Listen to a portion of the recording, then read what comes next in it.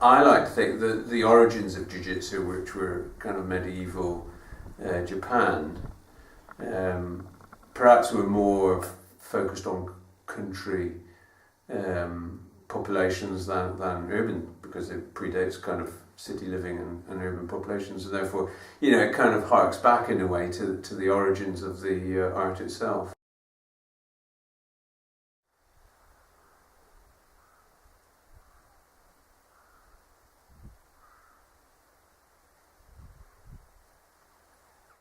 Subaru. Sensei-yame. Sensei-neri. Tibetan.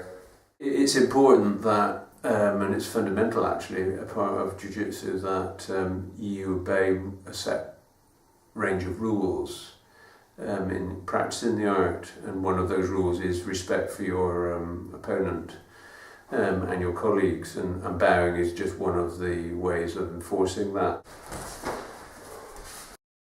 It's traditional. It's important to keep the tradition of the art because it is an art.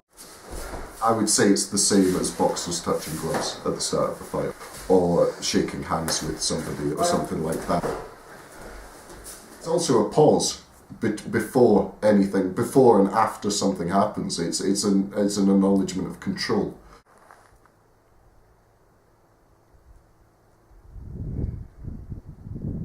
I don't think you can learn the art without it being a collective learning exercise.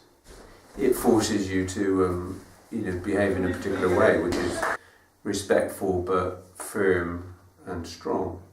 I make enough money to put in the electric meter to heat the hall.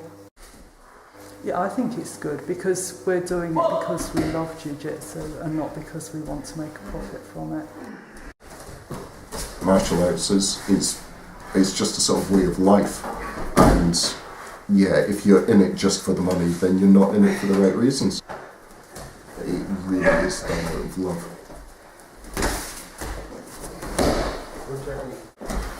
Phil is the core of Eskdale Ju-jitsu, it really is. Now I know him as a friend and as my sensei. You wouldn't really know how he can do jiu-jitsu outside the club. Very good. Any hold you want, front side or rear. Any hold. Get in! He does everything. I mean, he's the founder of the club, he's the founder of the style. Because there you've got somebody who is, a fundamental founding influence for the whole movement in the UK. It raises your level of fitness, it allows you to keep a level of fitness as you get older. It gives you much more coordination, confidence. The physical demands of it have some sort of effect mentally. It makes you more calm mentally, more kind of focused. If you come across a problem, you don't freak out, because even though it might be completely unrelated in a completely different field, there's some sort of mental thing in there where you're almost able to separate yourself from it. You would do things differently to if you didn't do this.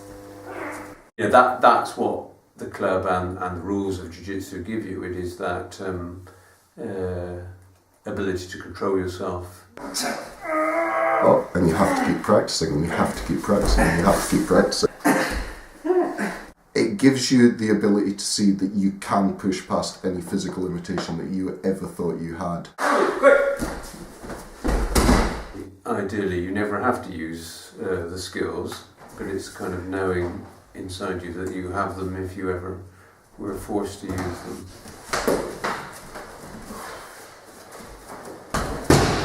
Once you've reached the kind of level that we've reached at achieving first dan, then that is going to be with you forever. When you get black belt, you've only just started learning.